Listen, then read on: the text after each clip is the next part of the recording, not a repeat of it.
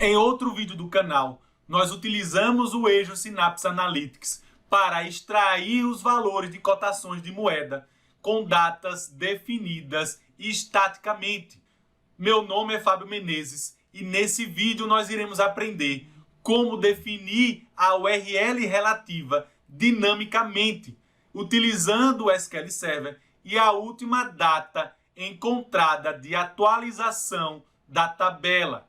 Espero que gostem. Não esqueçam de dar seu like e de se inscrever no nosso canal. É importante para valorizar o nosso conteúdo. Também é importante utilizar os comentários para tirar suas dúvidas. Vamos lá, pessoal!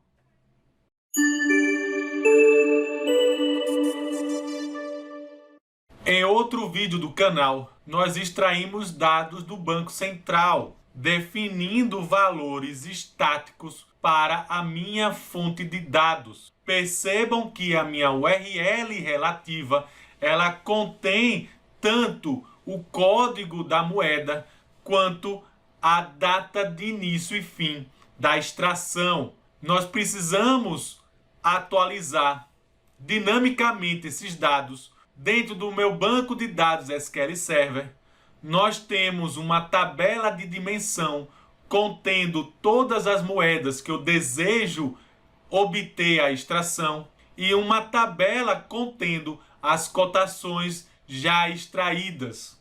Portanto, primeiramente nós iremos executar, utilizando uma expressão de tabela comum e uma subconsulta, obter a última data atualizada da tabela de cotações. No meu select, definir o valor máximo da coluna data. Vejam que se eu executar apenas essa consulta, eu já tenho tanto o código da moeda quanto a última data dessa atualização. Nós iremos adicionar um dia a esse valor. Continuando, nós iremos definir para a data de início esta coluna de última data. Ao executar agora a consulta junto com o left join, nós temos agora as siglas das moedas, informando, por exemplo, que a moeda euro não tem nenhuma atualização até o momento, que a moeda iene ela tem uma atualização do dia 2 de novembro de 2021.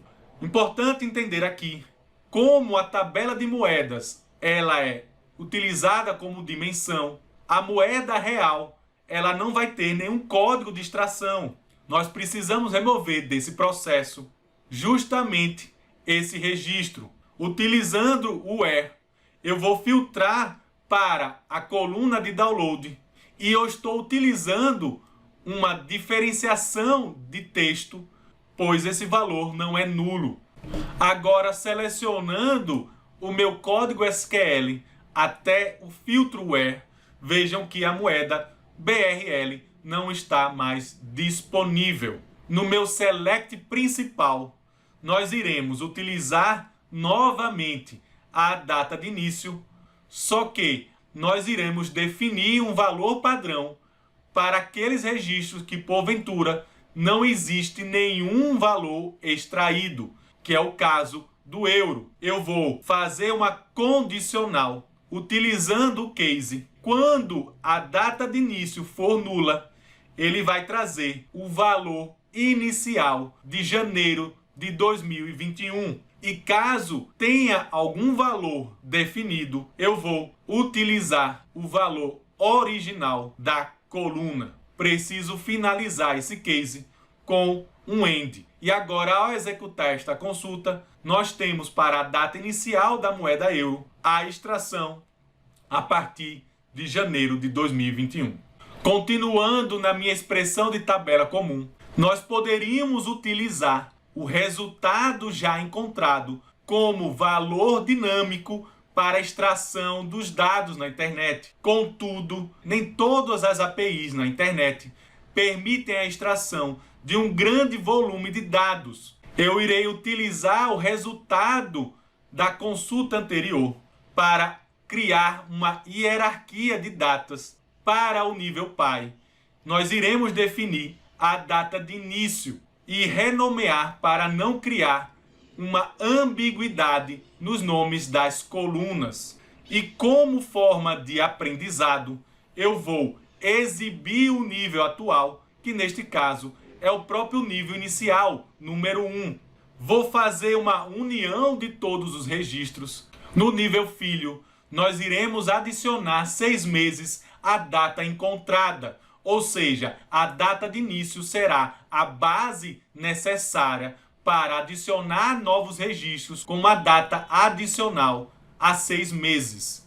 Eu também vou adicionar o nível atual para cada registro, somando o valor do nível mais 1.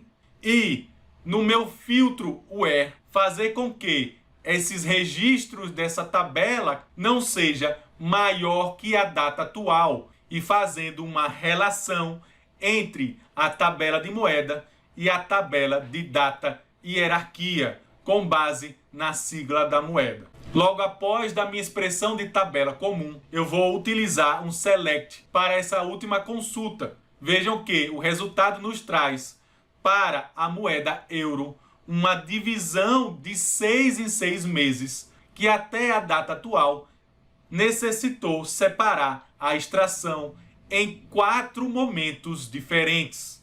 No caso da moeda iene, nós temos uma divisão de 3 momentos diferentes e da moeda dólar apenas 2. Vou remover esse select e continuar na minha expressão de tabela comum, definindo uma outra consulta que obterá o intervalo da data início e fim que nós precisamos para a URL relativa. Na minha subconsulta, com base no valor da data início, eu vou definir que a data fim também será 6 meses depois da data encontrada e também obter uma coluna com a data atual. Iremos também filtrar essa nova consulta para que os registros encontrados não sejam maiores do que a data atual. E no meu select principal, nós iremos fazer uma condicional. Caso a coluna data fim seja maior que a data de hoje, ele receba a data de hoje como valor padrão. Caso contrário, utilize a própria coluna data fim. Feito isso, executando essa consulta, vejam que agora nós temos tanto a data início, data fim e o próprio código de download daquela moeda. Mas precisamos alterar o tipo de dado de datetime para texto, visto que a API de extração do Banco Central leva em consideração o formato dia, mês e ano. Eu vou utilizar a função convert para o tipo de dado varchar, para a coluna data início e o código 103, que é exatamente o código que vai trazer o formato que nós necessitamos. Fazer uso dessa mesma lógica na coluna de data fim e, ao executar essa consulta selecionando o código TSQL, já nos traz os valores no formato correto. Mas como forma de aprendizado, nós iremos já converter esses valores no formato relativo da URL, criando uma consulta principal, definindo a moeda sigla apenas para exibição.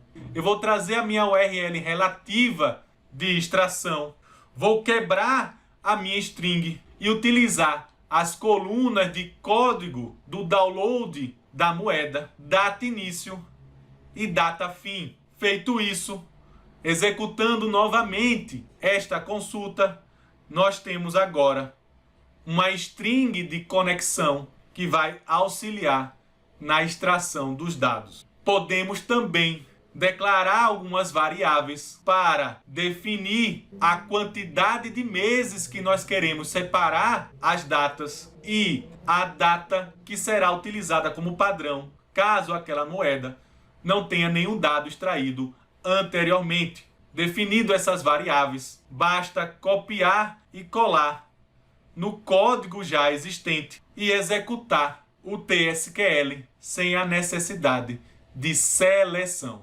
Espero que tenham gostado desse vídeo.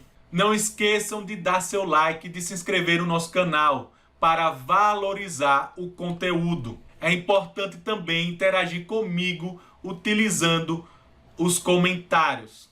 Até a próxima, pessoal! Muito obrigado, conheça outros vídeos do canal e siga-me nas minhas redes sociais.